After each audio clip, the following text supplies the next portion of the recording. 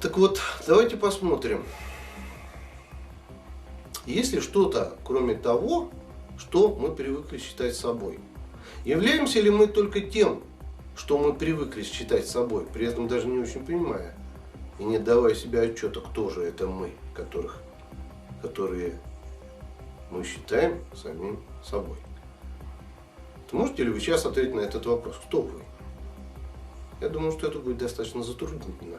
Но даже если вы потом начнете разбираться с этим и почувствуете, и определите, кто же вы есть, то вы все равно будете чувствовать, что это не все, что есть что-то, что больше этого. А что после смерти? Умираем ли мы, или же мы просто переходим во что-то иное? Но если мы исчерпываемся тем, чем мы считаем себя здесь, то есть телом и социальными ролями, то после физической смерти все это исчезает и ничего не остается. Тогда куда же вы попадете? В рай или в ад? Или вообще вас не будет? Ведь это же важные вопросы. Может быть, вы не очень хотите над ними задумываться, но они есть. Они были, есть и будут. Так кто же мы сейчас? И кем же мы можем быть? Вот, может быть, это самый основной вопрос. Потому что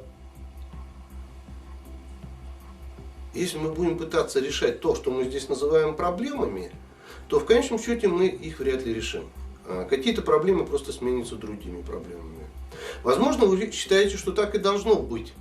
Что на самом деле это и есть развитие личности, что личность нужно укреплять, усиливать, и личность должна быть более успешной, чем другие личности.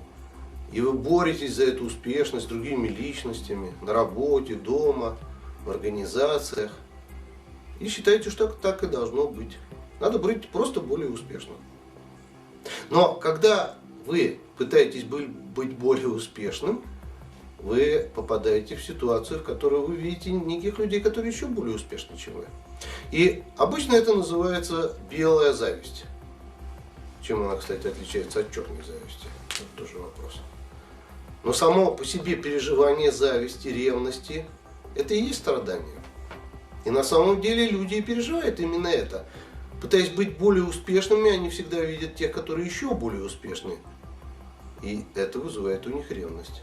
В чем они считают, что они достигли каких-то высот, они видят кого-то, кто еще более достиг высот в этом. И это опять вызывает сложные состояния. Какие сложные состояния у вас? Ведь вы даже и, наверное, смотрите этот фильм не случайно, а в связи с тем, что у вас есть нечто, что вам нужно решить, что вы хотите понять. На самом деле понять, а не просто сделать вид, что вы что-то понимаете. Я пришел к разочарованию, к этой потерянности. То, что есть. Я играю. Я так устала от этой игры, что мне аж быть охота. Смотрите, совершенно четкое, да, описание жизни каждого из нас. Вот что мы здесь получили и что передали нам родители. Потому что мы попали в матрицу дуальности через родителей. Это мать и отец, это женщина и мужчина. И они задали нам противоречие. Они задали нам дуальность и страдания. И не вина их в этом. Это наш выбор. Оттуда, когда мы шли сюда, мы запланировали ту дуальность и ту боль, которую мы будем проходить в разделенности. У меня месяц назад умерла от рака мама. Ее рак это был результат ее внутреннего состояния. Вот этой борьбы, о которой мы говорили. То есть любая болезнь это и есть осуждение самого себя. То есть она осуждала себя в его лице. Но когда он ушел, она начала осуждать себя в своем лице. И таким образом все ее мощное оружие направлено было на нее. И рак и есть следствие этого внутреннего разрушения собственного организма.